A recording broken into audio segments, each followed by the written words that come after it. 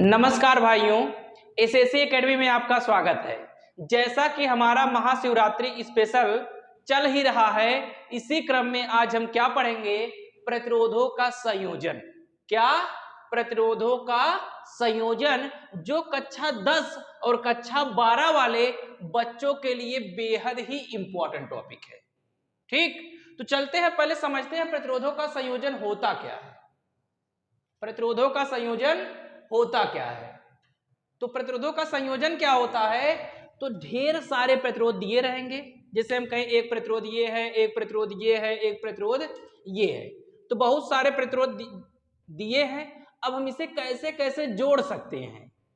तो बहुत सारे प्रतिरोधों को आपस में जोड़ने की व्यवस्था को ही प्रतिरोधों का संयोजन कहते हैं।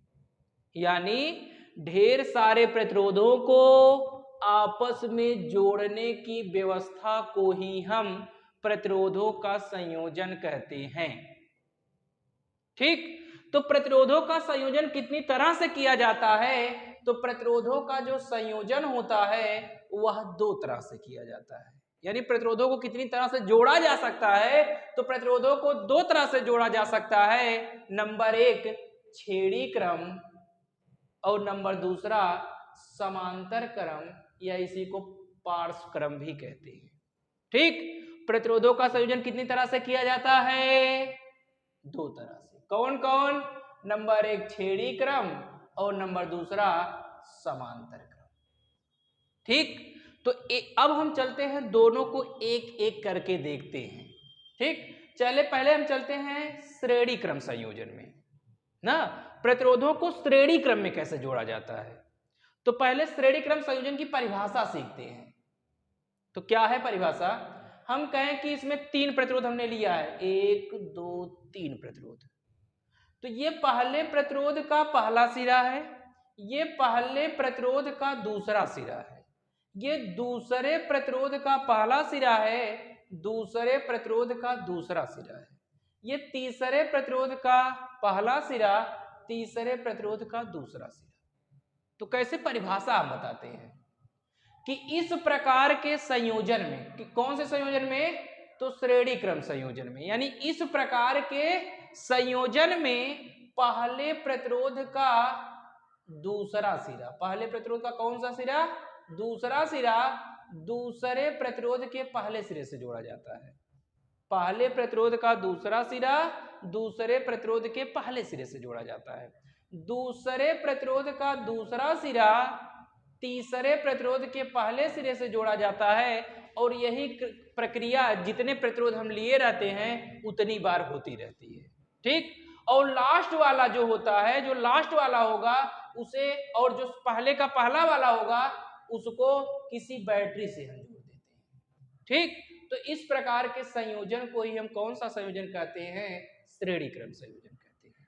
यदि हमें ना समझ में आवत बा तो हमने सब इस स्तर में जान ले कि अगर एक रेखम प्रतिरोध जुड़ा दिखाते हैं तो का हम कौन संयोजन कहा?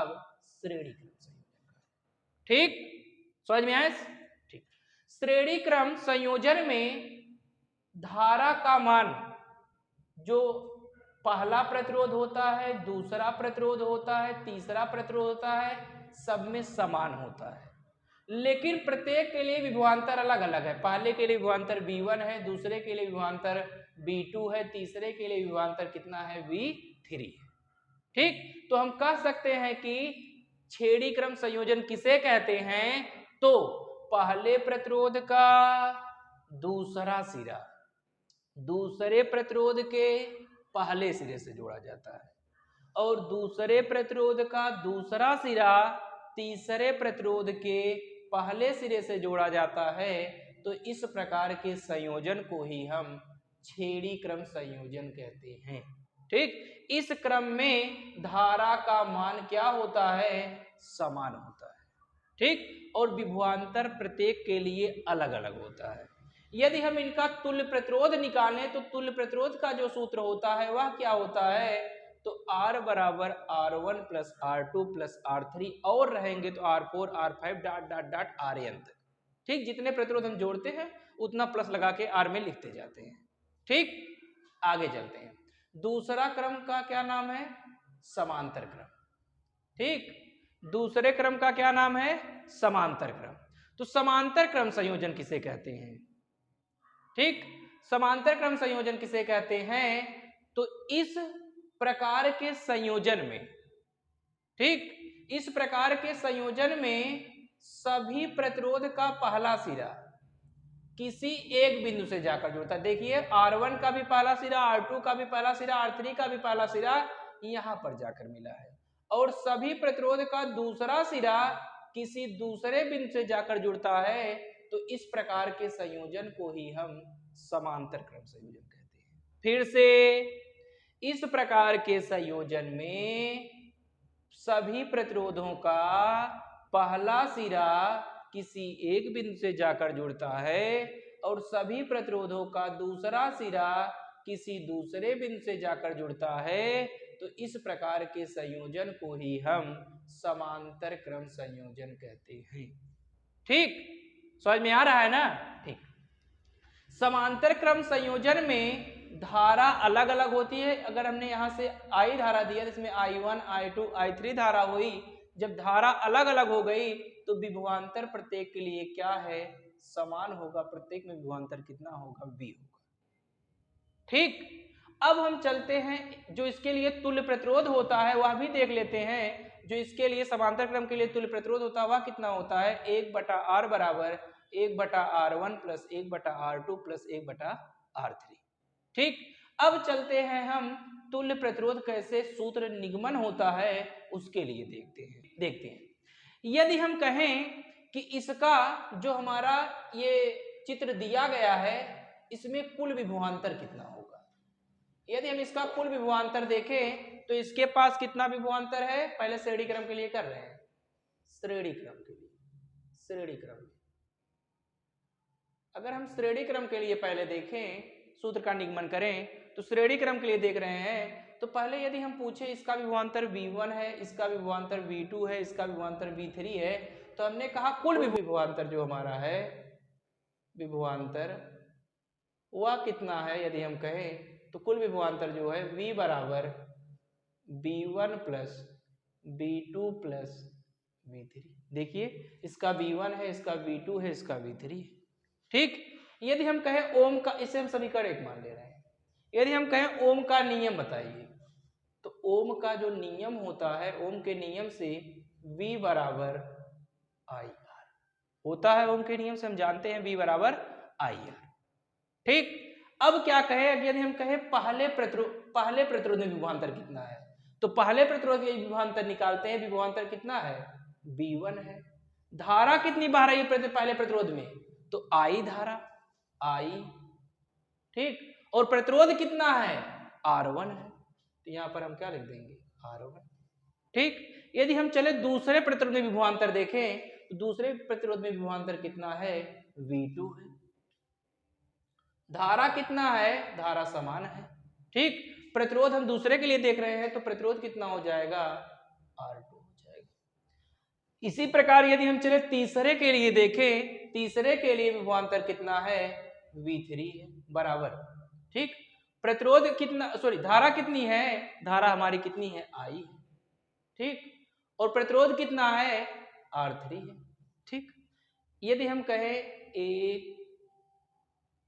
ये दूसरा समीकरण हो गया, ये तीसरा समीकरण हो गया, ये वाला चौथा समीकरण हो गया, और ये वाला कौन समीकरण हो गया? पांचवा समीकरण। ठीक, समीकरण 2, 3, 4, 5 का मान समीकरण 1 में रखने पर, ठीक, समझ में आ रहा है ना? समीकरण 2, 3, 4, 5 का मान समीकरण 1 में रखने पर यदि हम इस सब का मान उठाकर यहां पर रख दें, तो V का मान कितना है यहां पर रखें। यदि हम इसे लिख देते हैं समीकरण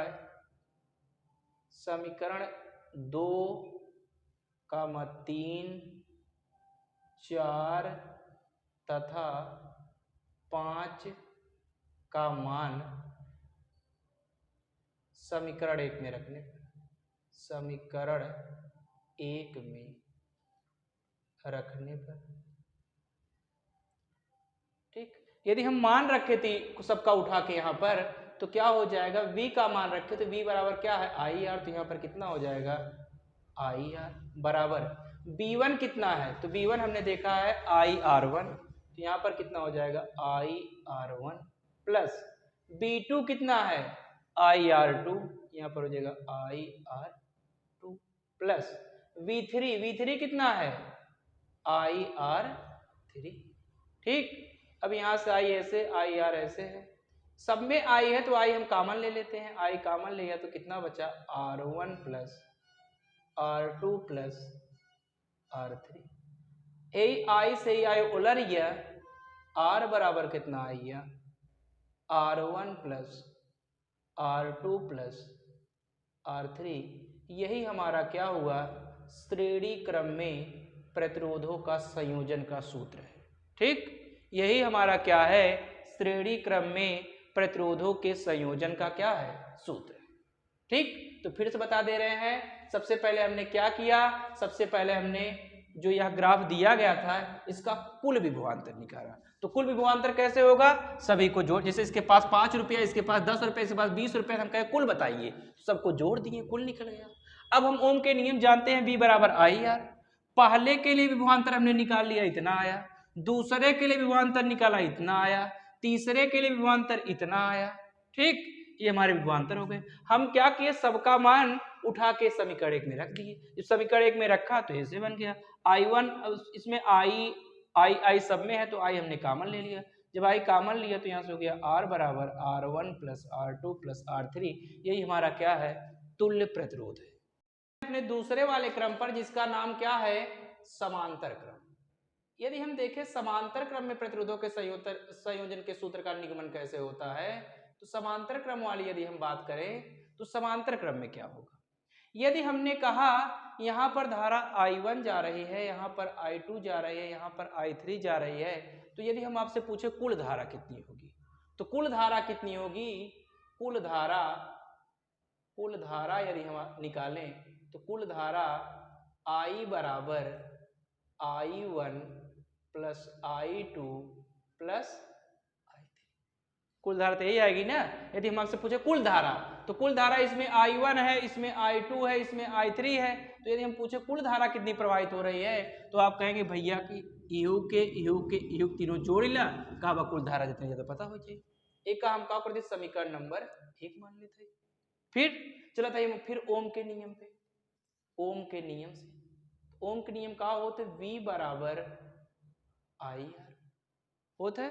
अगर हम I मानने के लिए गुणम बजेगा तो मुझे भाग में, तो ये सही जाए का V अपान R बराबर I।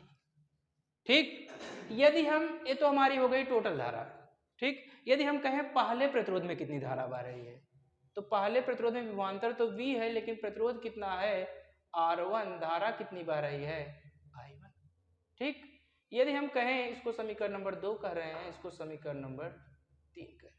ठीक, यदि हम कहें दूसरे प्रतिरोध में धारा विभवांतर तो समान है, लेकिन दूसरा प्रतिरोध है R2 और धारा कितनी उसमें बह रही है I2। ठीक, समीकरण नंबर 4। ठीक, यदि हम कहें तीसरे में धारा कितनी है, तो विभवांतर तो समान है, प्रतिरोध है R3 और जो धारा है उसका क्या नाम है I3, समीकरण नंबर 5। ठीक, अब समीकरण 2, 3, 4, 5 का मान समीकरण 1 में रखने पर, ठीक, यही हम लिख दे रहे हैं क्या, समीकरण 2, 3,